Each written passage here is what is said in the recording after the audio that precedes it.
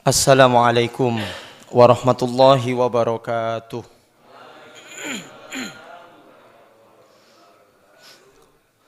Alhamdulillahi rabbil alamin. Assalatu wassalamu ala asrafil anbiya'i wal mursalin wa ala alihi wa ashabihi wa man tabi'ahum bi ihsanin ila yaumiddin.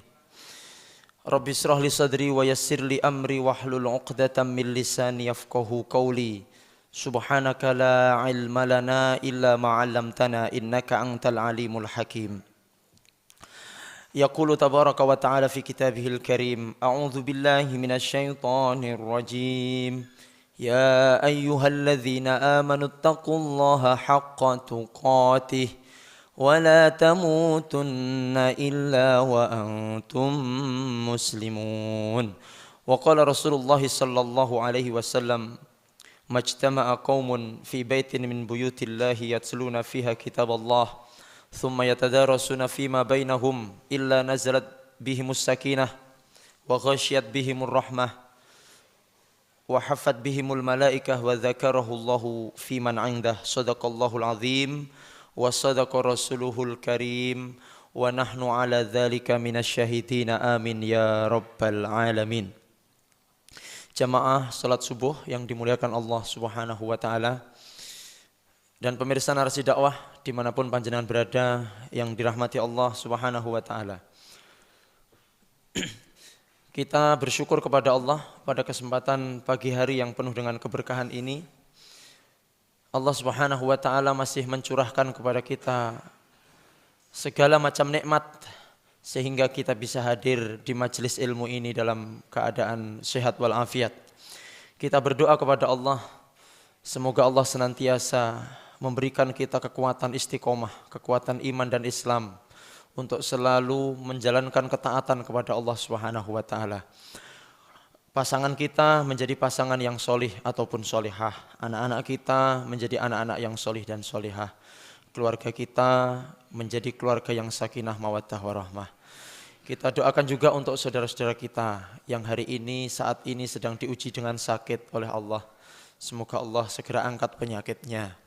Allah tempatkan, Allah jadikan penyakit itu sebagai kafaratun lil khotoya wa dzunub, sebagai penghapus dan pelebur dosa. Dan kita juga doakan saudara-saudara kita atau bahkan mungkin kita yang saat ini sedang mengalami kesulitan atau mempunyai masalah, baik itu masalah ekonomi, masalah keluarga, dan masalah apapun. Semoga Allah segera mengangkat masalah-masalah tersebut.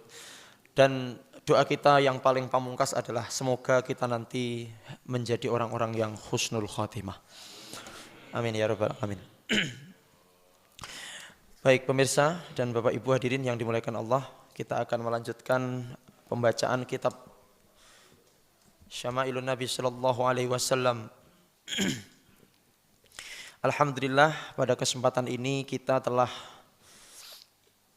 sampai di bab nomor 47 dari kitab Syama'ilun Nabi sallallahu alaihi wasallam.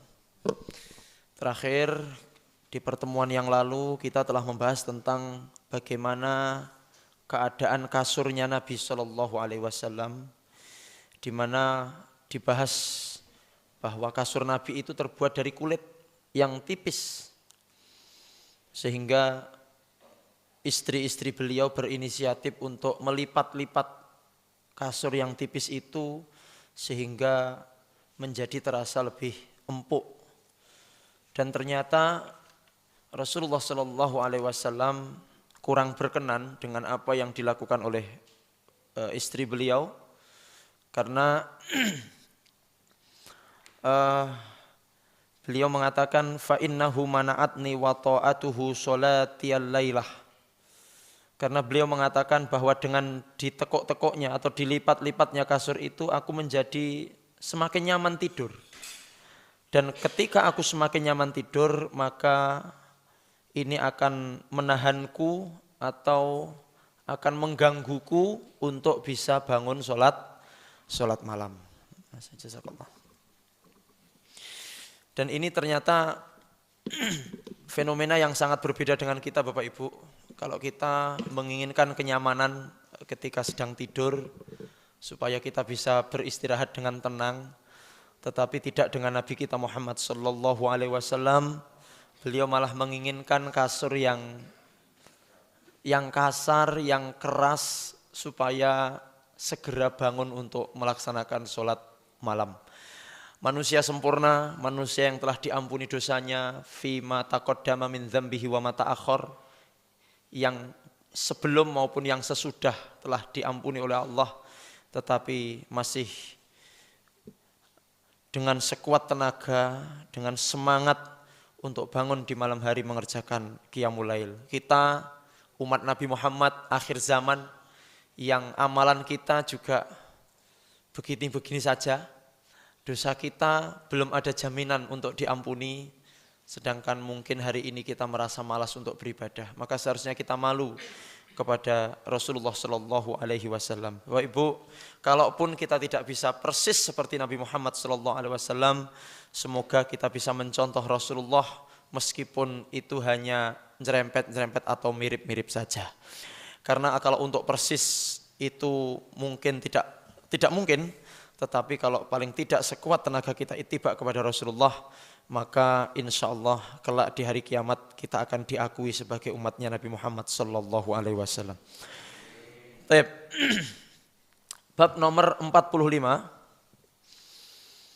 Qala al-muallif rahimahullahu taala wa nafa'ana bihi bi ulumihi fid dharaini. Berkata pengarang kitab Al-Imam At-Tirmidzi, semoga Allah merahmati beliau dan semoga kita mendapatkan kemanfaatan dari apa yang beliau tulis di dunia dan akhirat. Amin ya rabbal alamin. Babu maja'a fi tawadu'i Rasulillah sallallahu alaihi wasallam. Bab yang menerangkan tentang tawadhu'nya Rasulullah sallallahu alaihi wasallam. Jadi pada kesempatan pagi hari ini kita akan membahas tentang sifat tawadhu'nya Rasulullah sallallahu alaihi wasallam. Bapak Ibu hadirin jamaah yang dimuliakan Allah, sebelum kita masuk ke dalam hadis bab, perlu ada beberapa yang kita akan bahas tentang masalah tawadhu' ini Bapak Ibu. Yang pertama adalah apa itu tawadhu'? Sehingga nanti kita tidak salah memaknai tawadhu' dalam kehidupan kita. Jadi tawadhu' itu adalah at-tawazun atau sikap pertengahan antara at-takabur wa at-tahawun atau tadzallul. Jadi sikap pertengahan antara kesombongan dan melemahkan atau menghinakan diri. Jadi tawadhu' itu adalah antara sombong dan menghinakan diri. Di tengah-tengahnya itu namanya tawadhu'. Kalau dia itu tinggi namanya sombong, kalau dia itu terlalu merendahkan diri atau terlalu menghinakan diri namanya tadzallul. Dan di antara sombong atau takabur dan tadzallul itu ada satu sikap yang disebut dengan apa? Tawadhu'. Jadi tawadhu' itu sikap pertengahan. Karena memang di dalam setiap urusan kita ini diperintahkan untuk di tengah-tengah.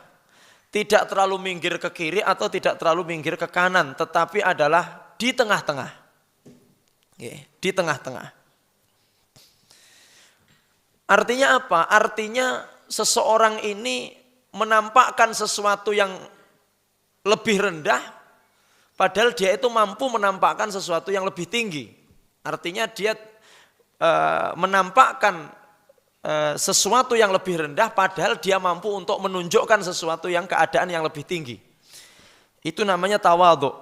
Tawadhu'. Baik. Hadirin yang dimuliakan Allah Subhanahu wa taala. Tawadhu' ini ada syaratnya. Syarat tawadhu'. Atau bisa kita sebut dengan ciri-ciri atau mungkin syarat aja, syarat.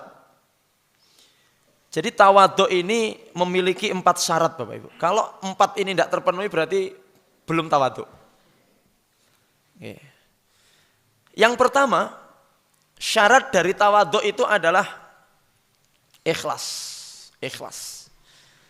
Jadi seseorang itu disebut tawadhu kalau niatnya ikhlas. Bukan karena ingin dipuji. Kadang-kadang ada orang itu menampakkan sikap tawadhunya tapi karena ingin dilem. Wih, si fulan itu ya tawadhu sekali. Dan tujuan dari seseorang yang tawadhunya agar dipuji, ini berarti dia bukan seorang yang tawadhu, bahkan sombong itu. Ya. Yang pertama, tawadhu itu syaratnya apa? Ikhlas. Betul-betul lillahi ta'ala. Tawadhunya itu, merendahkan dirinya itu bukan karena ingin dipuji, tapi karena mengharap ridho Allah subhanahu wa ta'ala. Itu yang pertama. Yang kedua, syarat tawadhu ini al-qudrah. Mampu Pak, Bapak Ibu.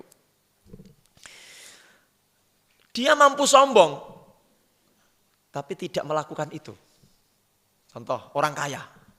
Dia mampu membeli mobil seharga 1 miliar. Jadi dia punya kekayaan puluhan miliar atau punya kekayaan yang bermiliar-miliar seperti yang anak muda yang baru jual foto selfie itu ya. Nah, itu ngedol foto oleh duit 1 miliar punjul Pak. Iya. Ya, pakai salah satu aplikasi. Itu modalnya menjual foto selfie dari tahun 2017 sampai tahun 2021 diupload di salah satu marketplace ya. Ya, di internet itu dia mendapat untung atau mendapatkan uang 1, sekian miliar.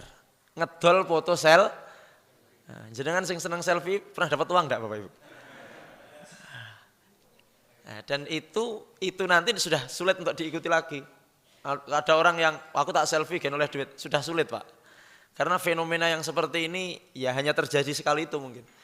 Nanti mungkin ada lagi ketika dia membuat sesuatu yang baru. Jadi gara-gara modal ngedol foto selfie mulai dari tahun 2017 sampai 2021 dapat 1, sekian miliar. Jadi sugih dadak Bapak Ibu. Dia mampu untuk sombong. Tetapi dia tidak melakukan itu. Dia mampu membangun rumah mewah. Tetapi dia tidak melakukan itu. Yo nggawe omah tapi yo sing penting yo nyaman ngono. Dia mampu buat rumah mewah. Rumah sebesar lapangan bola dia mampu, tapi jadi tawadhu ini syaratnya mampu, Pak. Kalau enggak mampu enggak tawadhu namanya. Enek wong melarat, dia mengatakan, "Aku ki tawadhu." Nyapa? Aku omahku elek. Itu bukan tawadhu itu. Karena dia tidak mampu membuat rumah yang bagus. Aku ki yo tawadhu ku ra umum nyapa? Mobilku ngetno, mobil trocoh gila udan. Contoh teman-teman NDO ini mengatakan, "Kita ini tawadhu, Ustaz." Kenapa? Mobil kita kalau hujan itu penuh dengan kegelapan, mengembun Pak Ustaz. Itu bukan tawadhu karena memang mereka belum mampu membeli yang lebih bagus. Kecuali kalau teman-teman NDO ini punya kas 1 miliar tapi mobilnya kayak gini. Ini tawadhu namanya. Nah, iso tuku sing luwih apik tapi membeli yang begini. Tapi yo kalau memang tidak nyaman ya harus segera diganti itu sebenarnya. Ya, maka kita doakan semoga ke depan bisa lebih baik lagi lah ya. Kalau kepanggul, wayah kabut, insya Allah nanti kita Selasa ngaji di Al-Hilal di Panggul. Nah, itu kok biasanya kalau musim hujan nanti sampai di puncak itu, puncak Puru, Dongko dan sebagainya, itu akan terjadi kegelapan visibilitas. Jadi tidak akan nampak. Pandangan itu hanya sekitar 1 meter, 2 meter atau 3 meter ke depan. Karena tidak ber-AC. Nah Bapak Ibu yang dimuliakan Allah, jadi syarat dari tawadhu itu mampu. Dia mampu untuk berjalan dengan egle-egle. Tapi dia tidak melakukan itu. Dia mampu untuk menikah lebih dari 1. Tapi saya tawadhu Pak Ustadz, 1 saja. Loh, apa mampu menikah 2? Mampu, kekayaan saya banyak, rumah saya 5 Pak Ustadz. 4 rumah saya. Itu bisa untuk istri pertama, kedua, ketiga dan tapi saya tidak melakukan Ustadz. Saya tawadhu Pak Ustadz. Ya rasa dia ngomong-ngomong nelek Nabi. Jadi tawaduk itu syarat yang kedua, dia tuh mampu tapi dia tidak melakukan itu. Dia mampu untuk membeli baju itu yang sangat mewah, penuh dengan pernak-pernik, tapi dia tidak melakukan itu. Wes, yang penting kelambi nutup aurat. Ada orang yang dia mampu membeli baju seharga 2.500.000, mampu. Ibu-ibu mampu membeli tas seharga 50 juta. Kayak tasnya para sosialita itu. Tapi dia mengatakan, alah Ustaz, mandak tas ya. Suami saya itu kaya Ustaz, kekayaannya itu di mana-mana. Gaji suami saya itu 200 juta Ustaz. Belum tunjangannya, total 500 juta. Kalau cuman membeli tas seharga 50 juta, gampang. Cuman saya tawaduk Ustaz. Terus, ya saya beli tas yang harga 49 juta aja lah Ustaz. Ya, iso tuku tas yang sakmono regane, tapi dia cukup membeli tas yang tas saya harganya yang 500 ribuan aja Ustaz. Yang penting pantas sudah. Ini ku tawaduk niku Pak. Ini ku tawaduk niku. Baik, yang kedua apa? Mampu. Ingat loh, kalau tidak mampu bukan tawaduk namanya. Ya, saya itu tidak punya apa-apa Ustaz. Dan rumah saya begitu jelek begitu. Dan saya ini tawaduk. Ini bukan tawaduk namanya. Ya, karena dia belum mampu untuk membuat itu. Yang ketiga, tawaduk ini syaratnya dilakukan di saat yang tepat. Jadi tawaduk itu dilakukan di saat yang tepat. Tidak selamanya harus tawaduk terus. Contoh ini, ketika di depan musuh ya jangan tawaduk. Jadi yang ngarepe musuh malah, nggih monggo, silahkan jenengan nyerang duluan. Kula tak mendel mawon, itu jenenge tawaduk di tempat yang salah. Lek neng gone musuh ya kudu kemlelet. Serah tawadukan yang ngarepe musuh niku nggih. Ya perang kok tawaduk. Ya kalah lah kita Pak. Jadi at-takabburu 'alal mutakabbiri shadaqah. Sombong di depan orang yang sombong itu kebaikan Pak. Jadi kebajikan. Jadi nyombongi wong sombong niku berpahala. Jenengan kok duwe tangga kemlelet, jenengan kemleleti juga. Kuwi kebaikan, dapat pahala jenengan. Tapi iya, jadi tawaduknya di saat yang tepat. Neng ngarepe wong sombong tawaduk, jenengan akan diinjak-injak Pak. Bapak Ibu. Jadi nek wong kemlelet ya jenengan kemlelet. Ada orang itu kadang-kadang omongannya sak gunung. Jenengan kudu rong gunung. Kalah norite. Wah aku ki duwe mobil 5. Aku yang duwe mobil 20. Batin mobil-mobilan nang jero ati tapi. Nanti kemlelet nang ngarepe wong kemlelet. Iya. Jadi kalau orang kemlelet itu ya dilawan dengan kekemleletan juga. Jadi at-takabburu 'alal mutakabbiri shadaqah. Di depan musuh jangan tawaduk, depan musuh ya kudu gagah. Ojo kelemak-kelemek. Di depan musuh harus tampakkan kegagahan kita. Ya kok kemelintiman? Ya bene. Musuhnya semonto. Kemlelet. Ya memang di depan musuh kok. Ya, jangan sampai menampakkan kelemahan kita di depan musuh. Kemudian yang keempat, syarat dari tawaduk itu jangan berlebih-lebihan. Tawaduknya terlalu Kalau tawaduk terlalu berlebihan, iku mlayune nyanggone kesombongan. Jadi kalau tawaduknya terlalu berlebih-lebihan, mlayune nyanggone sombong. Baik, sekarang anwa'ut tawaduk. Jenis-jenis tawaduk Bapak Ibu. Sebelum kita baca ke hadis. Tawaduk itu ada 2. Tawaduk itu ada 2. Yang pertama adalah tawaduk ma'allahi ta'ala. Tawaduk kepada Allah. Jadi jenis tawaduk yang pertama menika adalah tawaduk kepada Allah. At-tawadu'u ma'allah ta'ala. Dan yang kedua adalah tawaduk ma'annas. Tawaduk kepada sesama manusia. Nah, tawaduk kepada Allah itu sendiri dibagi menjadi 2 lagi Bapak Ibu. Ya. Tawaduk kepada Allah dibagi lagi menjadi 2.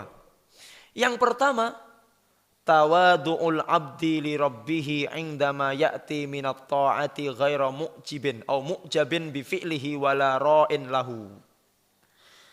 Tawaduk yang pertama adalah tawaduknya manusia kepada Tuhannya ketika dia berbuat ketaatan.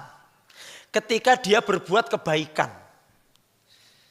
Pas sholat tawaduk, pas ngaji tawaduk, pas sodakoh.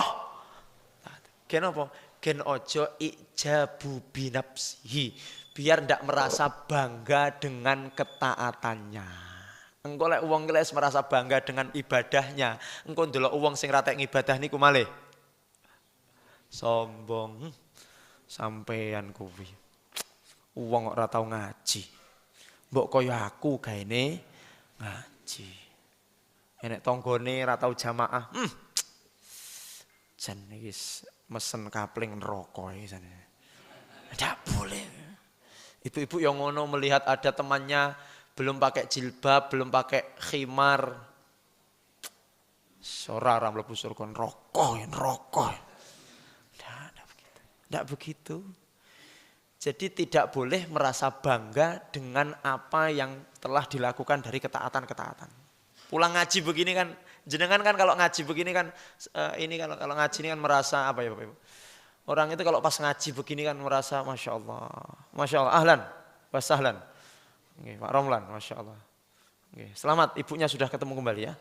Masya Allah, beliau ini ibunya sempat menghilang beberapa saat. Ternyata tandur Bapak Ibu. Alhamdulillah. Makanya tolong yang punya ibu-ibu, bapak-bapak yang sudah sepuh itu dijaga betul-betul. Ya sebenarnya dijaga Ustadz, tapi kok iso nelisip niku bagaimana cerita? Baik. Semoga tidak kemana-mana lagi, di rumah aja. Baik. Bapak Ibu hadirin, tawaduk ketika berbuat ketaatan. Makanya awake dhewe lek dong ibadah lek iso ki ora usah diketok-ketokne wong. Kenapa? Kalau ngibadah diketok-ketokne wong ki engko ini nanti sangat berpotensi untuk apa? Sangat berpotensi untuk malah merasa bangga, ijab dan ro'in. Malah pengen riak ya. Ngaji ngene iki ya ora usah selfie, cekrek pagiku di sini. Ora usah. Lah Ustaz disoteng ya. Ya kula iki ora njaluk disoteng aja jane disoteng dhewe. Bismillah lah insyaallah mboten riak lah nih ngaten. Kalau saya nge-share di grup-grup jenenge ya itu bukan riak, ya untuk berbagi kebaikan. Kalau cekrek itu niatnya untuk supaya dilemu wong, iki masuk yang pertama. Jadi tawaduk dalam ketaatan kepada Allah. Kaji ngono ki ya ora usah pas tawaf ora usah di live streaming. Jadi tawaf live streaming. Tawaf sak putaran beb, guys, satu putaran guys. Putaran kedua guys, di kaki mulai kram guys. Putaran ketiga, aduh ya iso nyium Hajar Aswad iki dipageri iki ya Allah. Salat barang ngono ki ya dikeki HP ning ngarepe live streaming, salat subuh langsung dari Masjidil Haram. Allahu Akbar. Ning ngarepe lho HP ini. Hati-hati ngoten niku. Iso marai ijab, iso malih merasa koyok bangga dengan ketaatan, dan yang kedua bisa kemudian menjadi riak. Lek riak ora oleh pahala. Lah wong munggah kaji ki danane yo sekian puluh juta gara-gara riak, pulang ndak bawa apa-apa. Umroh yo ngono. Niki tambah 15 juta niki umroh niku. Biaya karantina. Ngene iki usum selfie Bapak kalau umroh. Karena ndak banyak saingan. Wih. Tidak banyak saingan,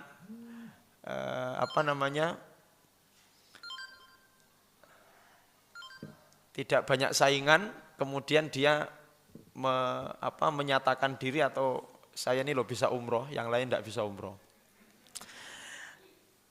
Kemudian yang kedua, termasuk tawaduk kepada Allah. Tawaduk ma'ar Rabb itu adalah izdira'ul muslim nafsahu wastihqaruhu iyyaha 'inda dzikrihi ma fa'ala minal ma'asi. Tawaduk yang kedua adalah merasa rendah, merasa hina setelah dia berbuat kemaksiatan. Ya, kadang-kadang ada orang merasa bangga dengan kemaksiatannya. Nah, jadi tawaduk yang kedua adalah ketika dia kepleset ke dalam kemaksiatan, dia kemudian merasa rendah, merasa hina, merasa bahwa dia itu adalah orang yang berdosa, Bapak Ibu yang dimuliakan Allah. Itu adalah tawaduknya kepada Allah Subhanahu wa taala. Itu yang pertama. Tawaduk kepada Allah, yang pertama tawaduk ketika taat, merendahkan diri, tidak merasa bangga ketika dia berbuat taat, dan yang kedua, merasa hina ketika dia berbuat maksiat. Yang kedua adalah at-tawadhu'u ma'an nas, tawaduk bersama manusia atau tawaduk di hadapan manusia. Tawaduk di hadapan manusia ini ada dua macam. Yang pertama mahmudun, tawaduk yang dianjurkan, tawaduk yang mulia, yang berpahala. Dan yang kedua adalah mazmumun, tawaduk yang tercela. Jadi tawaduk itu sendiri ada yang mulia, yang baik, dan tawaduk yang tercela. Ini tawaduk bersama dengan manusia, Bapak Ibu. At-tawaddu' al-mahmud, tawaduk yang mulia, yang dianjurkan itu adalah tarkut tatawul ala ibadillahi wal izra'u bihim. Tawaduk yang dianjurkan itu adalah tawaduk tarkut tatawul. Meninggalkan kesombongan atau merendahkan diri di hadapan manusia yang lain. Kemudian wal isdira'u bihim, dia tidak merasa lebih mulia dengan orang-orang yang lain. Ini namanya adalah tawaduk yang terpuji. Sedangkan tawaduk yang tercela adalah tawadu'ul mar'i lidzid dunya rohbatan fid dunya. Hati-hati ini. Tawaduk yang tercela itu adalah merendahkan diri di hadapan orang yang memiliki dunia agar dia mendapatkan dunia. Neng ngarepe wong sugih nunduk-nunduk. Supaya apa? Supaya kecipratan. Lek kecipratan sugih ora apa-apa, kecipratan fuluse. Tawaduk depan orang kaya, tapi lek neng ngarepe wong melarat kemelelet. Di depan orang kaya, wong nggih. Di depan pemimpin, nggih. Kenapa? Supaya proyek turun. Proposal cair. Hati-hati, tawaduk yang begini ini tawaduk yang tercela. Seorang bawahan ke atasan mantuk-mantuk supaya dielem, supaya mendapat promosi jabatan. Hati-hati, ini tawaduk yang biasa-biasa saja. Kalau sama bawahan sombongnya karu-karuan, tapi kalau sama atasan, hati-hati itu. Itu tawaduk tapi tawaduk yang lek tawaduk sing dipurih donya tercela, Pak. Tawaduk niku yang dipurih ridhane Allah. Bukan hanya kepada atasan, kepada orang tua, kepada yang lebih tua, orang yang mungkin tidak bisa memberi kepada kita kemanfaatan. Ketika orang itu adalah sesama kaum muslimin, maka kita tawaduk kepada mereka. Tawaduk. Ustadz, kalau saya guru kepada kepala sekolah nunduk-nunduk, sekedarnya saja. Ojo terlalu, biasanya itu ndak ikhlas. Nggih? Namanya napa ngoten niku? Modus carmuk. Cari muk.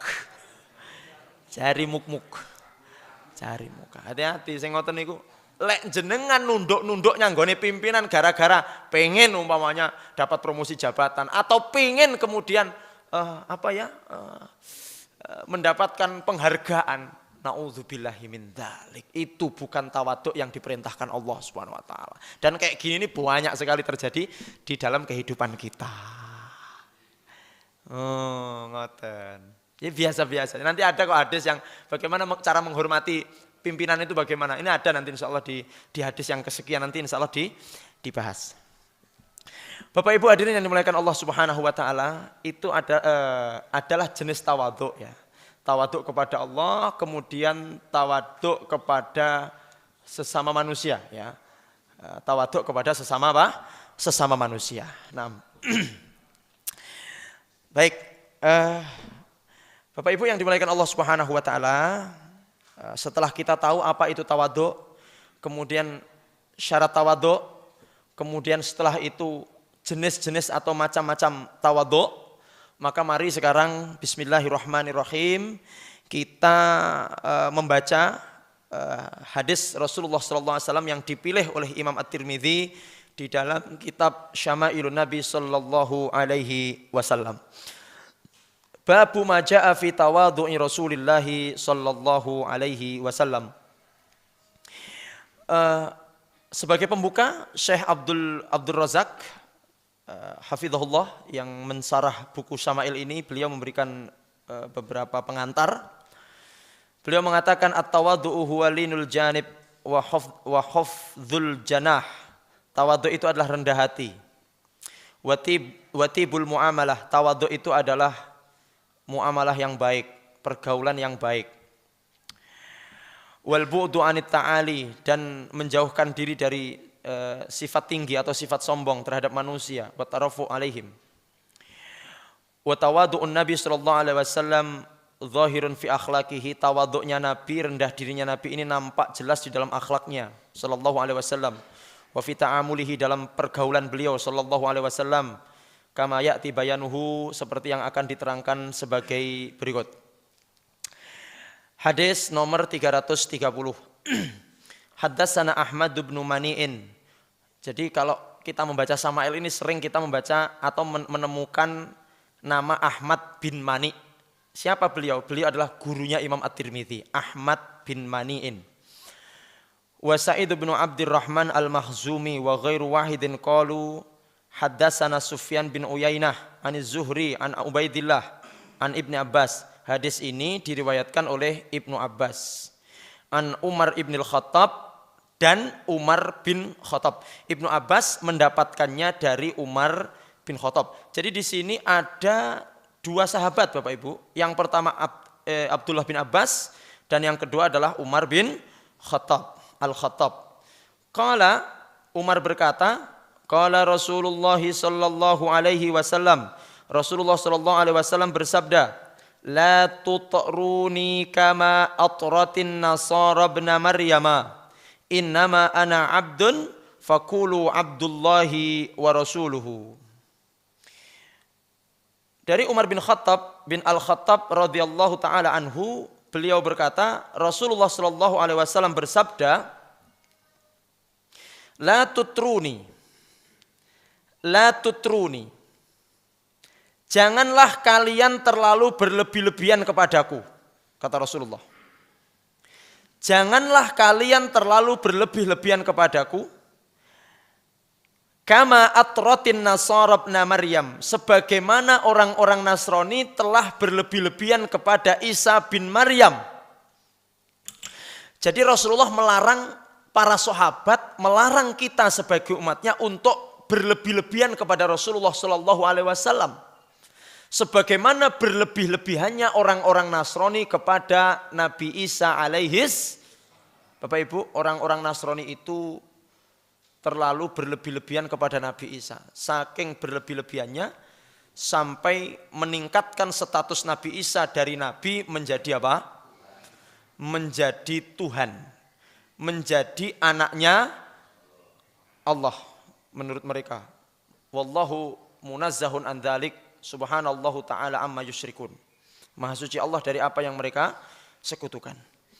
Jadi sebenarnya Yahudi dan Nasrani itu sama-sama berlebih-lebihannya Pak. Kalau Nasrani itu terlalu berlebih-lebihan dalam mensikapi Nabi Isa. Sementara kalau orang Yahudi terlalu berlebih-lebihan di dalam membenci Nabi Isa. Kalau orang-orang teman-teman Nasrani, orang-orang Nasrani itu terlalu berlebih-lebihan di dalam mencintai Nabi Isa sampai didadekne Tuhan. Sementara orang Yahudi terlalu berlebih-lebihan membenci Nabi Isa sehingga mereka mengejar-ngejar Nabi Isa untuk membunuh, untuk dibunuh. Yang kemudian dalam keyakinan Nasrani, Nabi Isa itu akhirnya dibunuh di tiang salib. Sementara dalam keyakinan kita, wama qataluhu wama solabuhu. Nabi Isa itu tidak dibunuh, Nabi Isa itu tidak disalib, walakin subbihalahum. Tetapi ada orang yang diserupakan dengan Nabi Isa. Dan itulah yang mungkin dibunuh atau disalib, bukan Nabi Isa. Nabi Isa kemana? diangkat kepada Allah Subhanahu wa taala. Sehingga ada riwayat sekarang mengatakan apakah Nabi Isa masih hidup atau sudah wafat? Wallahu a'lam. Ada yang mengatakan hari ini masih hidup karena diangkat saja, bukan diwafatkan. Ada yang mengatakan diwafatkan. Tetapi kalaupun Nabi Isa sekarang masih hidup, itu Allah Maha Kuasa. Bisa saja, Pak. Masih hidup sekarang Nabi, bisa saja.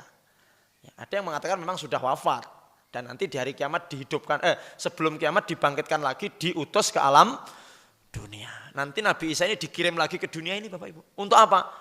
Untuk mematahkan tiang salib dan membunuh babi-babi. Jadi dalam keyakinan kita umat Islam, Nabi Isa nanti menjelang kiamat diutus lagi untuk mematahkan tiang-tiang salib karena itu bukan syariat Nabi Isa. Dan untuk membunuh babi-babi karena banyak kaum Nasrani yang memakan apa? Itu dalam keyakinan kita. Mohon maaf kalau ada teman-teman Nasrani yang menyaksikan tayangan ini, mohon maaf. Bukan kami melecehkan agama jenengan, tapi inilah dalam keyakinan kami, dalam keyakinan kita. Jadi Nabi Isa diutus kembali.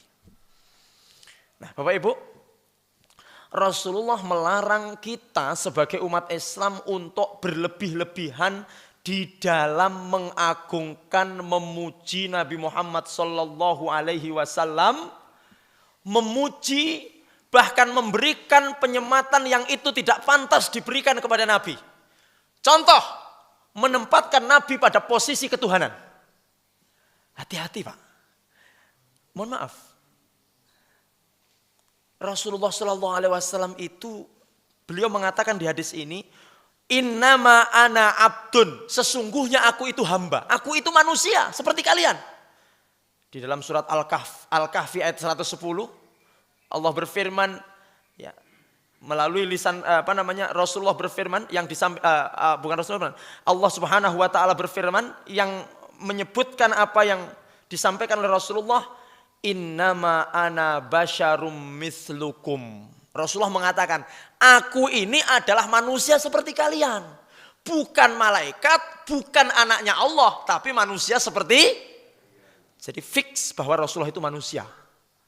Rasulullah niku napa? Manusia. Kemudian dalam surat Al-Isra 93, Allah juga menegaskan, Qul subhana rabbi hal kuntu illa basyaran rasulan. Katakanlah, maha suci Tuhanku, bukankah aku ini hanya seorang manusia yang menjadi rasul? Aku ini manusia, terus yang Allah diangkat dadi napa? Dadi rasul. Nabi itu kalau lapar makan, kalau haus, kalau kepanasan ngiyup. Sama, Pak. Nabi juga beristri. Nabi mohon maaf juga pernah kapan? Menjelang wafat. Karena Rasul memang ketika masih hidup tidak pernah sakit atau jarang sakit, Pak. Baru sakit beliau ketika mau wafat. Bapak Ibu. Cuman memang Rasulullah Shallallahu Alaihi Wasallam dikatakan basyarun lakal basyar. Nabi Muhammad niku manusia, tetapi memang tidak mirip, tidak sama dengan manusia yang lain. Tapi podo-podo menungsone. Contohnya, Bapak Ibu, dulu pernah kita bahas. Rasulullah itu punya berkeringat. Rasulullah niku kalau kepanasan, kalau ya berkeringat, Bapak Ibu.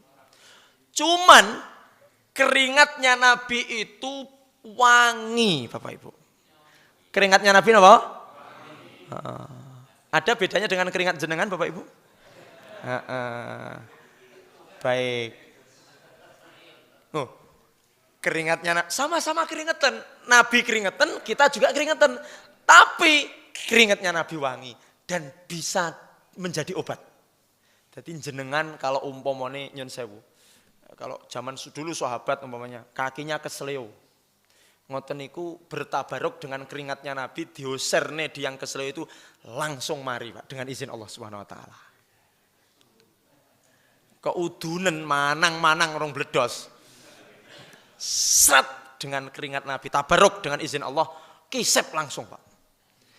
Nabi punya air ludah, kita juga punya itu. Podo-podo punyanya.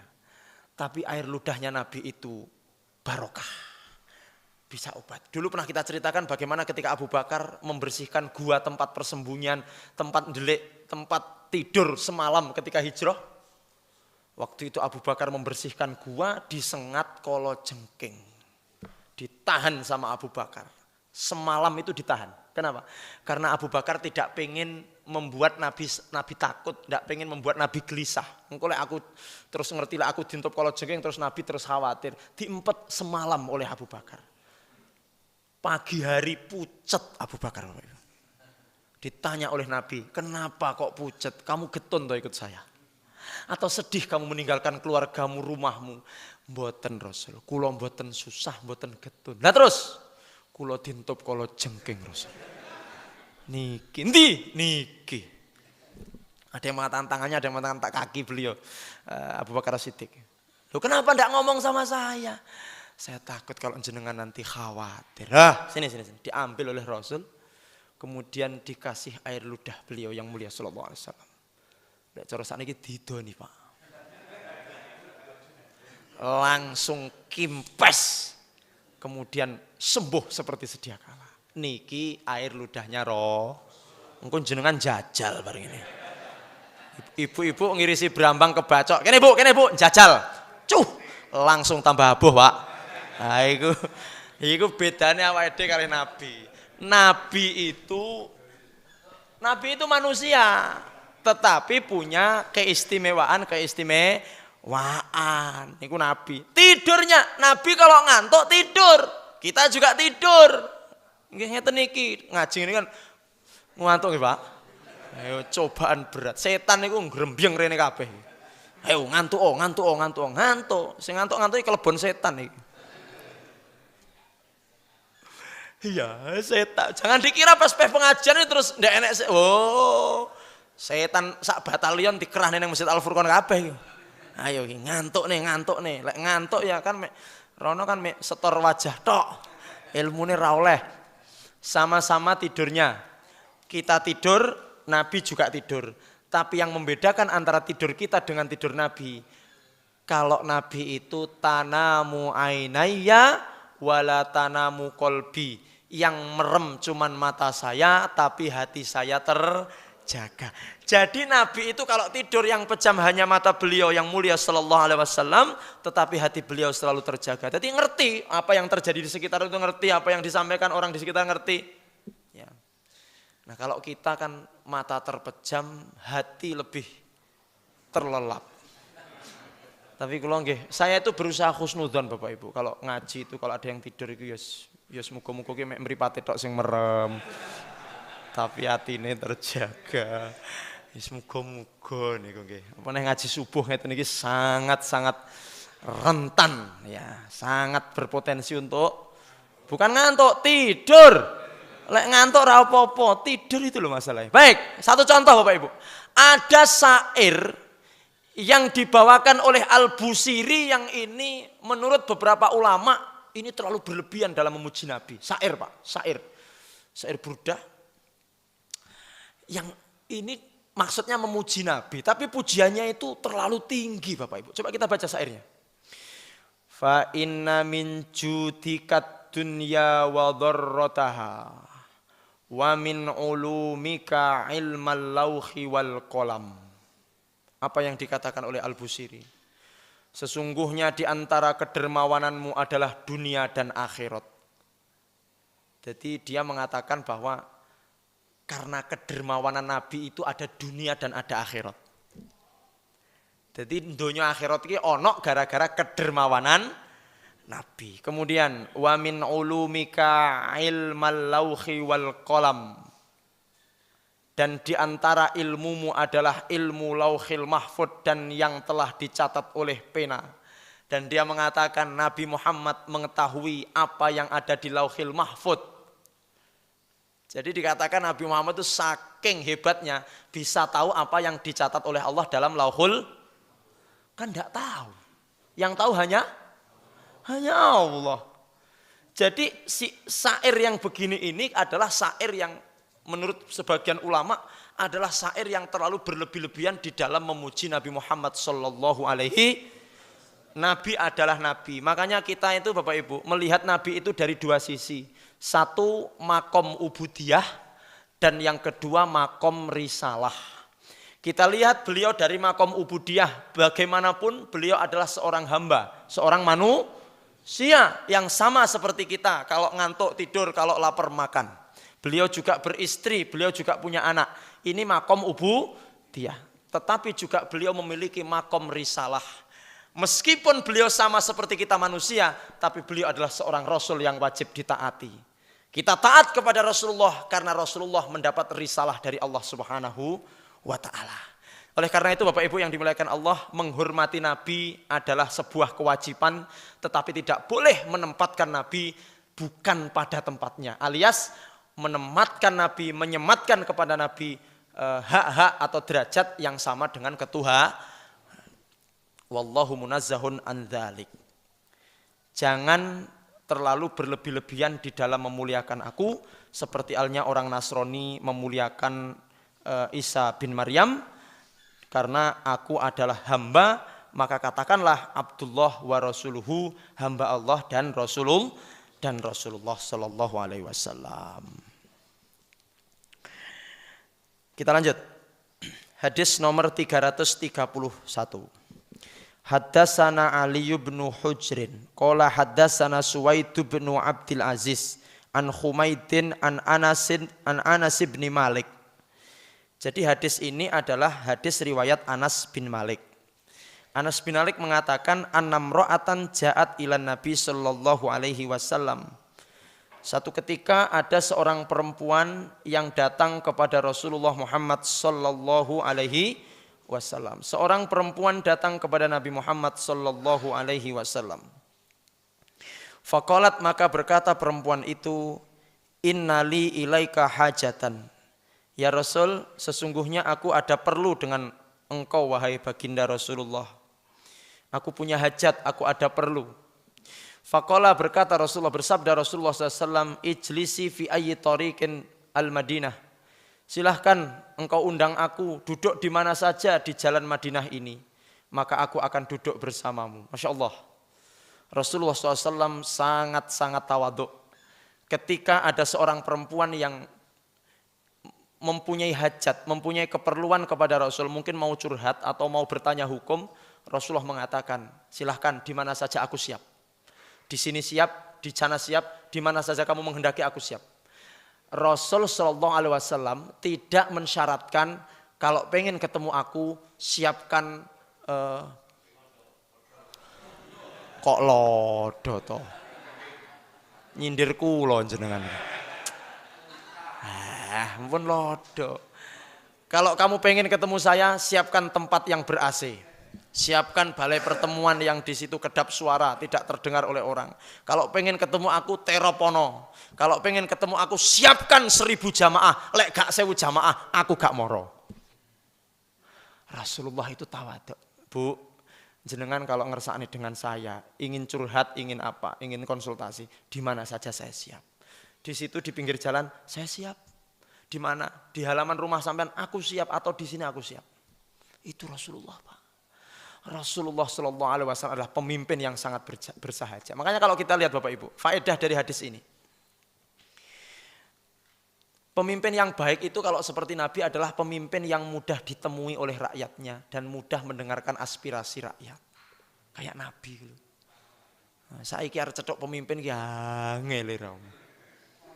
Urung kok ditahan yang Satpol PP yang ngarep kae. Tahan. Sulit. Akhirnya mau unjuk rasa diseneni.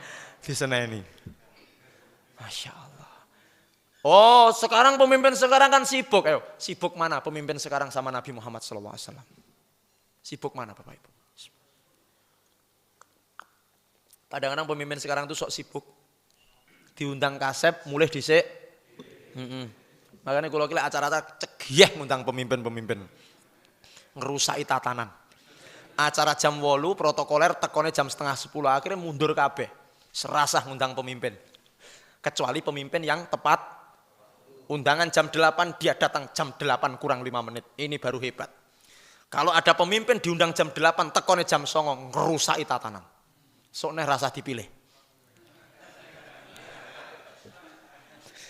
Wani ae. Datang nanti biasanya pamit duluan. Kenapa? Ini mau acara ke sana. Ya, oke, silahkan. Bersyukur para hadirin. Alhamdulillah. Bapak Ibu, pemimpin yang baik itu pemimpin yang mudah ditemui rakyatnya, mudah menampung aspirasi rakyat. Lek perlu pemimpin itu datang kepada rakyatnya. Kalau sekarang mungkin tidak datang secara fisik, tapi mungkin utusannya datang kepada rakyatnya. Oh, ini saya utusan dari pemimpin, karena pemimpinnya satu. Lek kon nyanti-nyanti mungkin tidak mungkin. Saya utusan begini-begini menampung aspirasi masyarakat. Rasulullah, temui aku di mana saja aku siap. Tidak harus begini, tidak harus begitu, tidak harus menyiapkan snack, tidak harus menyiapkan makanan. Aku akan siap datang menampung aspirasi panjenengan, kata Rasulullah kepada ibu ini. Itu yang pertama. Yang kedua, kalau kita berkaca kepada hadis 331, pemimpin itu tidak jaim. Pemimpin tidak, wow. Jaim niku napa, Mbah? Jaga image, terlalu jaga image. Jadi pemimpin itu ya merakyat kudune. Ya ngene iki rong tau ngrasakne. Kalau pengalaman saya sih jadi pemimpin rumah tangga barusan Bapak Ibu.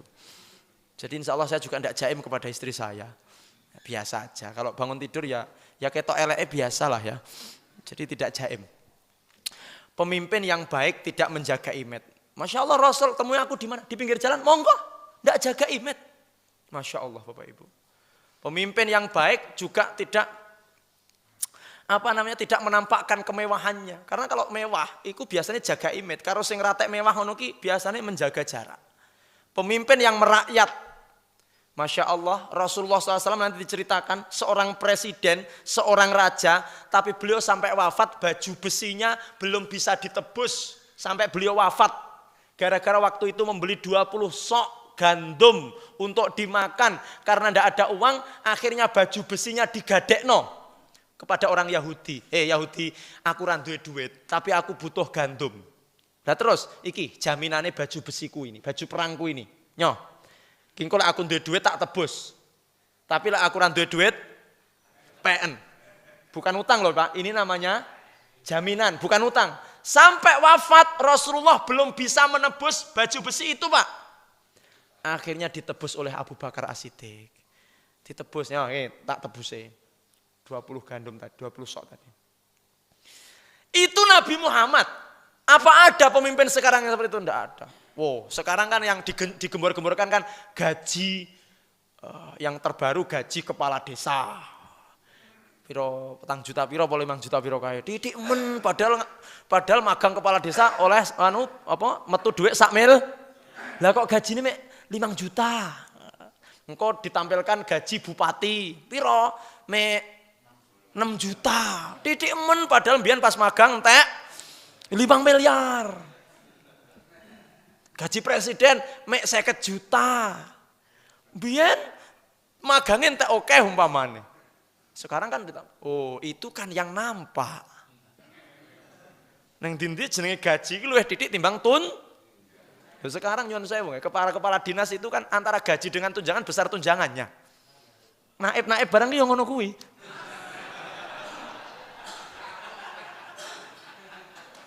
Makane bodoh ra gelem diangkat dadi kasih, moh dadi naib ae ngijabne wong.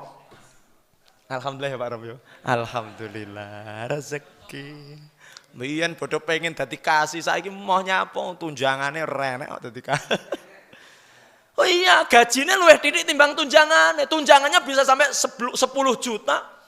Saya diceritani oleh satu bank Bapak Ibu yang kami mengisi pembinaan rohani rutin di situ. Ustadz, di sini kalau tanggal 10, tanggal 11, kepala-kepala anu ki bodo moronya apa ngambil tunjangan Pak Ustadz. Kayak ngono ki sekitar piro Bu? Yos, enek sing 11 juta, 15 juta. Gajine paling mek 5 juta wong golongan 4A. Wayahe lek ngono kuwi terus pemimpin-pemimpin seperti itu harusnya menampakkan ketawaduannya seperti Nabi. Awake dhewe iki ngaku mate Nabi, pengen koyok Nabi, tapi gaya hidup kita berlebih-lebihan. Mewah. Silahkan Bapak Ibu kalau kita punya rezeki monggo tampakkan nikmat Allah yang diberikan kita, silahkan tahadus bin nikmah. Walaupun itu sebenarnya dalam urusan agama. Tetapi ketika kita memiliki rezeki, Masya Allah.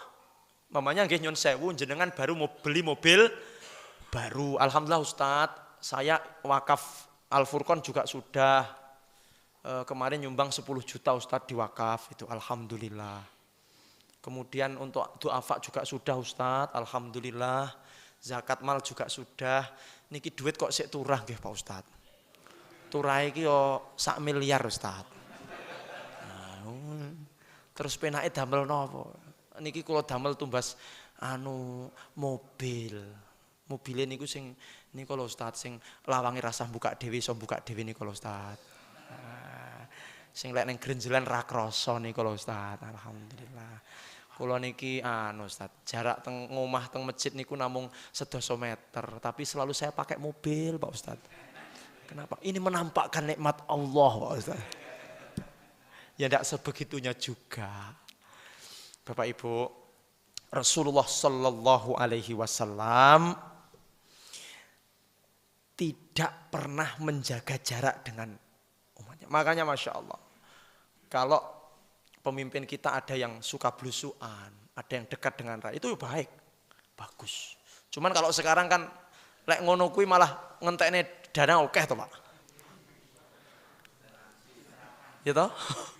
Tapi protokolernya beda ada zaman Nabi. Zaman Nabi blusuan mboten gawe orene tentara 24 jam jogo per 500 meter.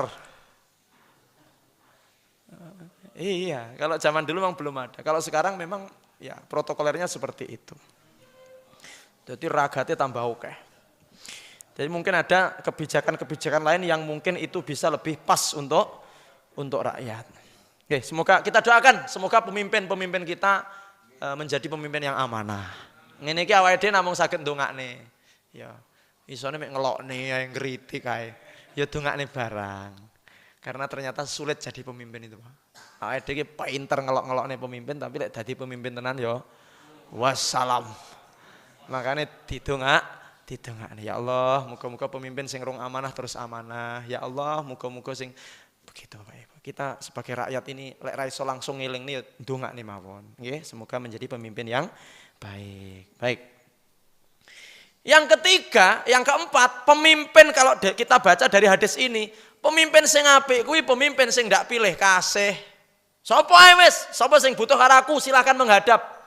Jangan hanya ketika sapa sing pro ambek aku menghadap, sing oposisi minggiro.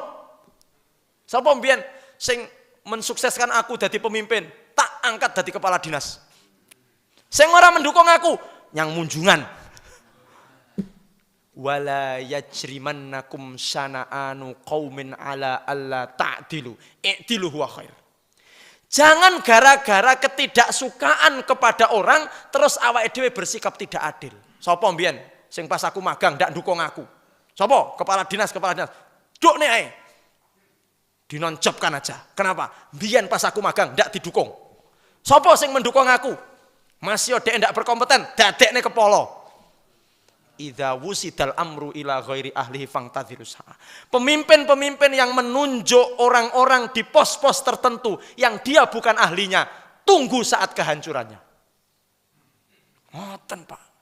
Jadi harus objektif. Dia tidak mendukung saya ketika saya magang. Oke, tapi dia berkompeten dalam bidang itu. Dia cocok menjadi kepala di sini. Dia bagus, ide-idenya brilian. Ketika fit and proper test diwawancara yang di live di YouTube itu, Pak.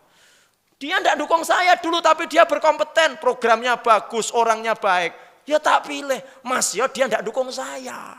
Ngono ki jenenge profesional. Ora kok sing cedek karo aku, Mas yo dek iki ora menguasai itu terus tak dadekne. Oh, ini namanya zalim. Namanya Pak? Menempatkan sesuatu yang bukan tempatnya, zalim. Nauzubillahi min dzalik. Jangan sampai kalau kita nanti jadi pemimpin seperti itu, Bapak Ibu. Jangan pilih kasih. Kalau memang itu pas, ayo ditaruh. Kalau enggak pas ya jangan ditaruh. Mas yo kuwi wong cedek awake dhewe. Saya dekat dengan dia. Kalau dia enggak pas jangan ditaruh. Jangan pilih kasih. Nabi tidak pernah pilih kasih kepada siapapun. Kalau memang dia butuh saya, silahkan. Seperti itu Bapak Ibu. Masya Allah, kita bisa mengambil pelajaran yang berharga dari 331 ini. Ya, bagaimana ketika Nabi Muhammad SAW rela mendengarkan curhatan dari seorang wanita itu atau hajat dari wanita itu dimanapun dia menghendaki. Masya Allah. Hadis nomor 332. Haddatsana Ali bin Hujrin. Qala Haddatsana Ali bin Mushirin an Muslimul A'war an Anas bin Malik, dari Anas bin Malik lagi. Qala, Anas berkata, kana Rasulullah sallallahu alaihi wasallam, Nabi, presiden, pemimpin, orang yang sibuk, orang yang multi. Tidak ada manusia yang sesibuk Nabi Muhammad sallallahu alaihi wasallam. Manusia paling sibuk, manusia paling repot sedunia. Tetapi Bapak Ibu, di hadis ini dikatakan, kana Rasulullah sallallahu alaihi wasallam ya'udul maridho. Rasulullah masih menyempatkan diri untuk mengunjungi orang sakit, ngendangi orang. Masya Allah. Jadi Rasulullah SAW yang menunjukkan ketawaduan Rasulullah, bahwasanya Rasulullah SAW ya'udul maridho, beliau mengunjungi atau mengendangi, apa bahasa Indonesianya? Menjenguk orang sakit. Kalau di dalam syarahnya dikatakan, apakah yang sakit itu sohiron kana kecil, au kabiron atau besar. Apakah yang sakit itu muslim au kafiron atau kafir. Pernah Rasulullah menjenguk orang Yahudi yang sakit, yang padahal orang Yahudi itu gaene njerawati Nabi ketika Nabi mau sholat. Jadi ketika Nabi mau sholat itu Yahudi ini dia istiqomah njerawati. Satu ketika kok endi sing gaene njerawati aku. Kok rene, ada yang kurang begitu Bapak Ibu. Masyaallah. Jenengan kalau ke masjid diserawati wong kira-kira lek renek sedina ngono digoleki napa? Oh, malah alhamdulillah. Nah ini dong.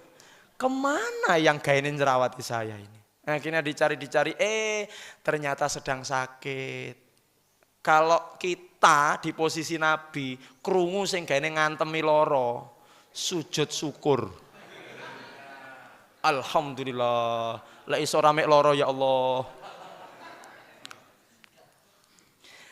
Tapi tidak dengan Nabi Muhammad sallallahu alaihi wasallam. Dicari rumahnya. Dicari, Pak. Woi, cetok omah. Assalamualaikum. Oh, kok assalamualaikum? Wong Yahudi kok assalamualaikum. Jadi assalam, masuk. Ketika orang Yahudi ini melihat Nabi Muhammad, redek, Pak. Wah, iki alamat diantemi balik iki. Tetapi Nabi Muhammad SAW malah mendoakan. Yang disampaikan kok suwira cetok, suwira ketok. Kula greges Nabi. Kena virus corona nih kula nih. Greges kula nih, aduh. Jenengan mriki badhe ngantemi kula to. Ora, aku rene iki ngendangi sampean. Tak dongakne muga-muga ndang mari gek sesuk iso njerawati aku neh. Allah, langsung seketika itu dia memeluk Nabi Muhammad dan bersyahadat, Bapak Ibu. Jadi Nabi itu mengunjungi orang sakit itu bukan hanya yang muslim tapi yang kafir, karena pemimpin, Pak. Pemimpin. Mengayomi semuanya, karena di Indonesia, seperti di Indonesia ini memang mengayomi semua. Pemimpinnya Islam tapi juga harus mengayomi yang tidak Islam, yang darul ahdi, yang kafir dhimmi, ya. Kafir ahdi yang dia itu adalah orang non muslim tapi dia ada perjanjian damai dengan kita, ya diayomi semuanya. Itu pemimpin yang baik, Bapak Ibu. Baik, Masya Allah, menjenguk orang sakit. Menjenguk orang sakit itu pahalanya besar loh Bapak Ibu yang dimuliakan Allah. Kok enek pemimpin gelem jenguk bawahan. Lek bawahan jenguk pemimpin kan biasa, ada udang di balik rempeyek. Aku ki sungkan ra ngendangi Pak Anu kayaknya apa. Engko ning kantor lek cetok izin aku. Ngono ki ora usah ngendangi ritek ra ikhlas niku jenenge. Tapi kalau ada pemimpin takmir masjid ngendangi jamaah, mantep niku. Ndak ada tendensi apa-apa kan? Ya, ada kepala sekolah ngendangi gurune yang sedang sakit, ikhlas tenanan niku, ndak ada kepentingan. Ya. Tapi kalau bawahan ngendangi atasan ra ikhlas tenan, hati-hati. Tawaduk di depan manusia tadi akhirnya kenanya itu. Baik. Menjenguk orang sakit itu Bapak Ibu itu sama dengan menjenguk Allah. Bukan berarti orang yang sakit itu sama dengan Allah, enggak. Nanti di hari kiamat, orang-orang yang tidak pernah menjenguk orang sakit itu nanti sama Allah diginikan. Kamu kok enggak pernah lima lam ta'udni? Kamu kenapa enggak pernah menjenguk aku? Loh, bagaimana aku jenguk jenengan? Wong jenengan Allah, mosok ya dijenguk. Kamu tahu enggak, ketika saudaramu sakit, aku sedang di sana. Berarti ketika kamu sedang menjenguk saudaramu yang sakit, podo karo menjenguk aku. Maka setelah ini cari saudara-saudara yang sakit, dijenguk Bapak Ibu. Insya Allah. Pahalanya besar. Baik, yang pertama Rasul meskipun pemimpin mau menjenguk sahabat-sahabatnya, yang itu adalah rakyat beliau. Dijenguk Pak. Yang kedua, wa yashhadul janais. Seorang pemimpin yang mau menyaksikan jenazah. Bapak Ibu yang dimuliakan Allah, menyaksikan jenazah ini kalau diterangkan di dalam Syama'il ini adalah yahdhuruha wa yakunu ma'aha hatta yafragha min dafniha. Yang namanya menyaksikan jenazah itu kalau sesuai sunnah Nabi adalah datang takziah wa yakunu ma'aha, ditunggoni hatta yafrugha, sampai selesai min dafniha, dari pemakamannya. Itu yang disebut dengan syahadatul janais atau takziah. Mulai dari datang, bertakziah, menyolatkan, menunggu sampai dikubur. Niku takziah yang sempurna. Pahalanya qirotan, 2 gunung. Tapi lek mek nyolatne tok siji, lek mek teko tok ra nyolatne ra melok ngetrenyang kuburan. Apa Pak pahalane? Baik, mekaten Bapak Ibu. Jadi Rasulullah memang kalau kita takziah itu sunnah Rasul, ngendangi wong loro, sunnah Rasul karena Rasul melakukan itu. Kita datang takziah, sunnah Rasul, pahalanya besar. Kemudian wayar kabul khimar, Rasul itu naik khimar. Bapak Ibu, khimar itu kalau sekarang mungkin ya, mohon maaf ini. Khimar itu kalau sekarang adalah ya kira-kira mirip mobilnya teman-teman Endo inilah. Khimar. Enggak, bukan masalah kijangnya. Tuwee ya. Terus aku ramune eleke. Ya pokoknya sederhananya seperti inilah.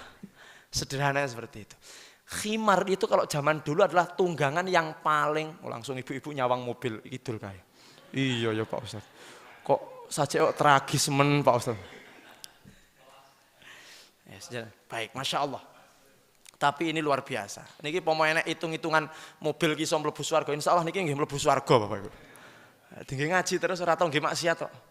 Ada mobil kita kan sosok nggih moro nyanggone mantenan, nang kono nek elektunan ngono kan ya Pak. Yang gini arisan, yang kono rasan-rasan, ini mobil kita. Lah ini hanya dibuat ngaji. Jadi cara enek pahalanya wakeh niki mobil nih. Masya Allah. Insya Allah nanti akan bersaksi teman-teman.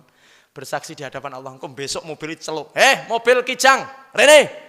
Oh, no. Bener gak kamu dulu ini konco-konco yang diong ngaji? Leres ya Allah. Nggih, kula niki ya Allah sing ngeterni. Masya Allah. Pokoknya aman. Nggih. Bapak Ibu, khimar itu kalau zaman dulu adalah tunggangan yang paling. Oh iya Pak, sebutan sederhana malih Pak, paling karena ada onta, gajah yang paling gede Pak. Lek wong sugih tenan gajah, kayak Raja Abraha. Ngesore neh onta, ngesore neh kuda, ngesore neh bigol. Kuwi luwih gede timbang keledai.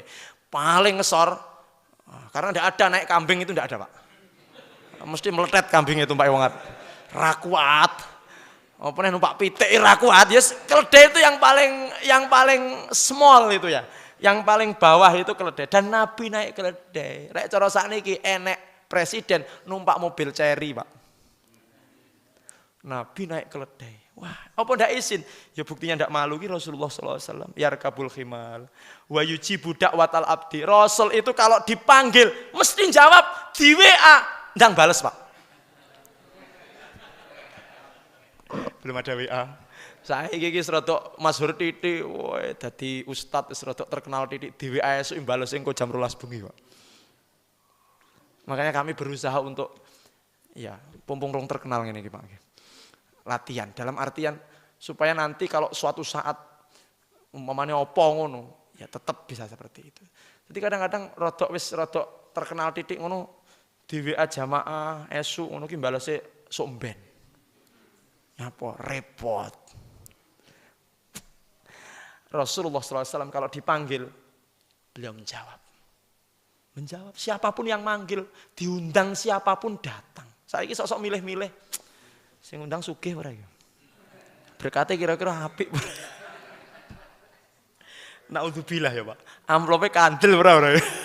Naudzubillah Bapak Ibu. Diundang pertama oleh terakhir penutup sudah hampir jam. Diundang pertama orang yang biasa, diundang pengajian. Baru ngono teko 5 menit kemudian diundang wakil bupati.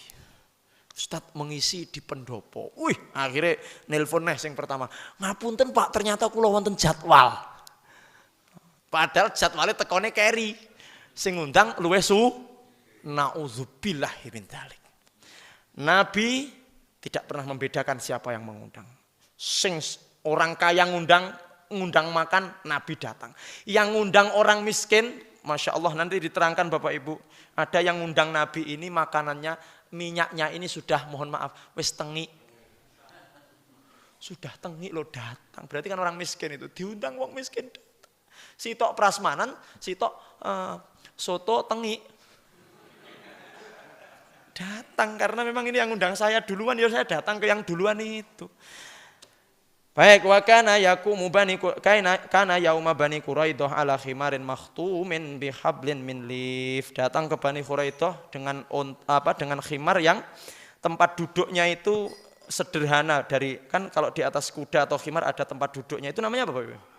Pelananya itu terbuat dari lif itu jerami Pak. Jadi tempat duduknya itu jerami. Kalau sekarang kan yang lebih mewah kulit atau dikasih busa. Kalau itu jerami atau sepet ngoten niku. Wa alaihi ikafun min lifin, talinya pun juga dari jerami. Menandakan bahwa Rasulullah SAW adalah pemimpin yang sangat sederhana dan sangat tawadhu, tidak pernah menjaga jarak, tidak pernah menjaga jaga image juga tidak pernah, dengan rakyat, dengan kaumnya, dengan sahabatnya betul-betul menyatu. Bahkan Bapak Ibu ketika ada orang Badui datang ke masjid ingin bertemu Nabi, waktu itu ada yang ngumpul-ngumpul di masjid, dia sampai mengatakan ayyukum Muhammad, siapa di antara kalian yang bernama? Kenapa? Karena podo, klambine podo, seragamnya sama, penampilannya sama. Bapak Ibu yang dimuliakan Allah, demikian yang kita bisa bahas pada kesempatan pagi hari ini. Dan insya Allah untuk Sabtu depan dengan izin Allah, semoga masih diberi umur yang cukup, kita akan membahas hadis yang selanjutnya masih di bab tawaduknya Nabi Muhammad Sallallahu Alaihi Wasallam. Bapak Ibu yang dimuliakan Allah, tidak bosan-bosannya kami mengajak panjenengan untuk monggo kita sukseskan program wakaf yang di sebelah ini, Al-Furqan yang di sebelah ini untuk sarana dakwah kita, dan insya Allah hari ini sudah dapat 800 sekian lah. Ya, 850 kurang. 850 kurang ya. Monggo mawon siapa? Ada seorang teman jamaah tetangga Bapak Ibu datang ke rumah, Ustadz niki nitip kedi. Napa Bu? Niki damel Al-Furqan. Lho napa? Niki asline niku Ustadz, bapak kula niku teko 1000-ne Ustadz. Teko 1000-ne bapak kula. Lah kula pikir-pikir timbang ditukokne takir lebih baik untuk jariah. Oh bagus itu. Dan siapapun yang sing wis teko 100 1000-ne ya lebih baik terus dijariahne ngeten iki lebih maslahat nggih. Kemudian Bapak Ibu ini terus dan alhamdulillah beberapa saat yang lalu DP 600 juta sudah diserahkan di fotonya itu kalau tidak salah. Kemudian masih ada lagi nanti ke depan kekurangannya sampai 1,6 miliar. Dan insya Allah semoga seluruh hajat kita semuanya untuk pembebasan ini dikabulkan dan segera diselesaikan oleh Allah SWT melalui tangan-tangan dermawan panjenengan semuanya, saudara-saudara semuanya, kaum muslimin dan kaum muslimin yang ada di seluruh Indonesia atau di dunia ini. Amin ya rabbal alamin. Dan kita juga berterima kasih kepada seluruh jamaah yang rawuh pada kesempatan pagi hari ini. Masya Allah semakin hari semakin banyak, semakin antusias. Masya Allah ini saya kira merupakan bukti bahwa kita ini semakin cinta dengan ilmu Bapak Ibu, dan semoga kita bisa istiqomah dalam menghadiri kajian-kajian seperti ini. Kemudian juga terima kasih kepada seluruh panitia, takmir masjid, ibu-ibu, bapak-bapak semuanya, termasuk para donatur, para pemasak, para yang korah-korah semuanya, pokoknya semoga semuanya diberikan pahala yang setimpal oleh Allah Subhanahu wa taala, dan kita semuanya oleh Allah dijadikan orang-orang yang husnul khotimah. Amin ya rabbal alamin. Mekaten ingkang saged kula aturaken, dan nanti untuk kajian Nur Al Askar insyaallah libur karena setelah ini kami harus ada rapat di kantor pimpinan daerah, dan semoga kita dipertemukan di pertemuan yang datang. Mohon maaf atas segala kesalahan dan kekurangan. Wassallallahu ala Muhammadin wa ala alihi washabbihi wasallam wa akhiru da'wana alhamdulillahirabbil alamin. Subhanakallah bihamdik asyhadu an la ilaha illa anta astaghfiruka wa atubu ilaik. Wassallallahu ala Muhammad wa ala alihi washabbihi wasallam. Billahi taufiq wal hidayah wal afu minkum. Wassalamualaikum warahmatullahi wabarakatuh.